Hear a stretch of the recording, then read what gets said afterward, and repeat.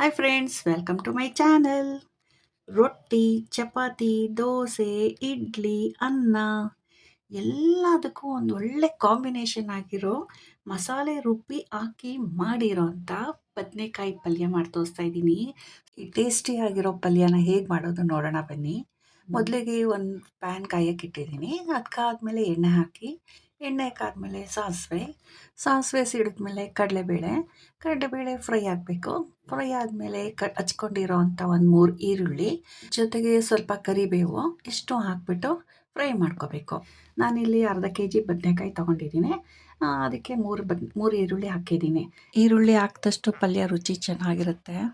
ನೋಡಿ, ಅರ್ಧ ಕೆಜಿ ಬದನೆಕಾಯಿ ತೊಳೆದ್ಬಿಟ್ಟು ಹಚ್ಚಿ ಉಪ್ಪು ನೀರಲ್ಲಿ ನಾನು ನೆನೆಸಿಟ್ಕೊಂಡಿದ್ದೆ. ಹಚ್ಚಿರೋ ಬದನೆಕಾಯಿನ ಹಾಗೆ ಇಟ್ಟರೆ ಕನೆ ಆಗಿಬಿಡುತ್ತೆ. ಅದಕ್ಕೋಸ್ಕರ ಇದನ್ನು ಎಲ್ಲ ಚೆನ್ನಾಗಿ ತೊಳೆದ್ಬಿಟ್ಟು ಈ ಒಗ್ಗರಣೆಗೆ ಹಾಕ್ಬಿಟ್ಟು ಫ್ರೈ ಮಾಡಬೇಕು. ಈ ಪಲ್ಯಕ್ಕೆ ನೀವು ಗುಂಡು ಬದನೆಕಾಯಾರು ತೊಗೋಬೋದು, ಇಲ್ಲ ಈ ಥರ ಉದ್ದೆ ಬದನೆಕಾಯಿ ಬೇಕಾದ್ರೂ ತೊಗೋಬೋದು. ಯಾವುದ್ರಲ್ಲಿ ಮಾಡಿದ್ರೂ ಟೇಸ್ಟ್ ಚೆನ್ನಾಗೇ ಇರುತ್ತೆ. ನೋಡಿ, ಈಗ ಬದನೆಕಾಯಿ ಹಾಕ್ಕೊಂಡು ಎಲ್ಲ ಮಿಕ್ಸ್ ಮಾಡ್ಕೊತಾ ಇದ್ದೀನಿ. ಖಾರಕ್ಕೆ ನಾನಿಲ್ಲಿ ಹಸಿಮೆಣಸಿನ್ಕಾಯಿ ಏನು ಬಳಸ್ತಾ ಇಲ್ಲ, ಸಾಂಬಾರು ಪೌಡರ್ ಇರುತ್ತಲ್ಲ ಅದನ್ನೇ ಹಾಕ್ತಾಯಿದ್ದೀನಿ.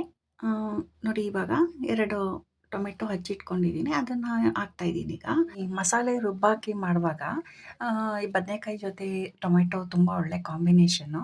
ಈ ಹುಳಿ ಅಂಶ ಇರುತ್ತಲ್ಲ, ಅದು ತುಂಬ ಟೇಸ್ಟ್ ಕೊಡುತ್ತೆ ಪಲ್ಯಕ್ಕೆ. ಈಗ ಇದ್ರ ಲಿಡ್ ಕ್ಲೋಸ್ ಮಾಡ್ತಾ ಇದ್ದೀನಿ. ಟೊಮೆಟೊ ಮತ್ತು ಬದನೆಕಾಯಿ ಸ್ವಲ್ಪ ಬೇಯಲಿ, ಅಲ್ಲಿವರೆಗೂ ನಾವು ಮಸಾಲೆ ರುಬ್ಕೋಬೇಕು.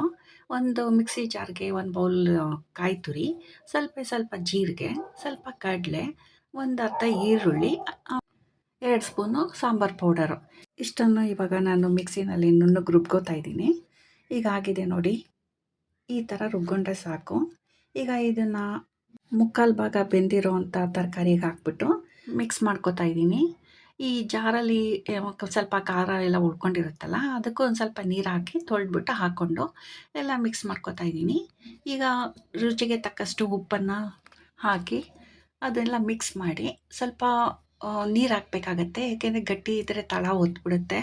ಆಮೇಲೆ ತುಂಬ ಗಟ್ಟಿಯಾದರೂ ಪಲ್ಯ ಚೆನ್ನಾಗಿರಲ್ಲ. ನೋಡಿ, ಸ್ವಲ್ಪ ಈ ಥರ ಕನ್ಸಿಸ್ಟೆನ್ಸಿ ಇದ್ದರೆ ಸಾಕು. ಹಾಕಿರೋ ಮಸಾಲೆ ಮತ್ತು ಉಪ್ಪು ಎಲ್ಲನೂ ಒಂದಕ್ಕೊಂದು ಬೆರೆತ್ಕೊಂಡು ಈ ಬದನೆಕಾಯಿಗೂ ಹಿಡಿಬೇಕು. ಅದಕ್ಕೆ ಒಂದು ಸ್ವಲ್ಪ ಹೊತ್ತು ಲಿಡ್ ಕ್ಲೋಸ್ ಮಾಡಿ 1 ನಿಮಿಷ ಲಿಡ್ ಕ್ಲೋಸ್ ಮಾಡಿ ಬೇಯಕ್ಕಿಡೋಣ. ನೋಡಿ, ಈಗ ಬೆಂದಿದೆ. ನೋಡಿ ಹೆಂಗೆ ಕುದೀತಾ ಇದೆ ಅಂತ. ಬದನೆಕಾಯಿನ ತುಂಬ ಹೊತ್ತು ಬೇಯಿಸ್ಬಾರ್ದು. ಬೇಯಿಸ್ಬಿಟ್ರೆ ಅದು ಮೆತ್ತಗೆ ಆಗಿಬಿಟ್ಟು ಚೆನ್ನಾಗಿರಲ್ಲ. ಬಾಯಿಗೆ ತಿಂತಾಯಿದ್ರೆ ಬಾಯಿಗೆ ಸಿಗ್ತಾ ಇರಬೇಕು, ಆವಾಗಲೇ ಚೆನ್ನಾಗಿರೋದು. ನೋಡಿ, ಗೊಜ್ಜು ರೆಡಿ ಆಯಿತು. ಈಗ ನಮ್ಮ ಮನೇಲಿ ಇವತ್ತು ಇಡ್ಲಿ ಮಾಡಿದ್ವಿ. ಇಡ್ಲಿಗೆ ಕಾಂಬಿನೇಷನ್ ಆಗಿ ಬದನೆಕಾಯಿ ಪಲ್ಯ ಮಾಡಿದ್ದೀವಿ.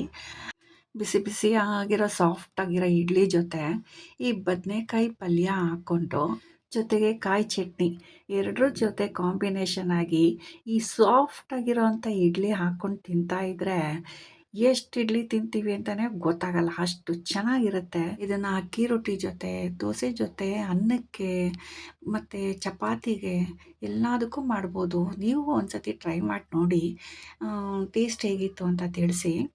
ನೋಡಿ, ಈಗ ಇದ್ರ ಜೊತೆಗೆ ನಾನು ಚಟ್ನಿ ಮಾಡಿದ್ದೀನಿ. ಟೇಸ್ಟ್ ಅಂತೂ ಅದ್ಭುತವಾಗಿದೆ. ಈ ವಿಡಿಯೋ ಏನಾದರೂ ನಿಮ್ಗೆ ಇಷ್ಟ ಆದರೆ ಲೈಕ್ ಮಾಡಿ, ಕಮೆಂಟ್ ಮಾಡಿ, ಶೇರ್ ಮಾಡಿ, ಹಾಗೆ ಸಬ್ಸ್ಕ್ರೈಬ್ ಮಾಡಿ. Thank you.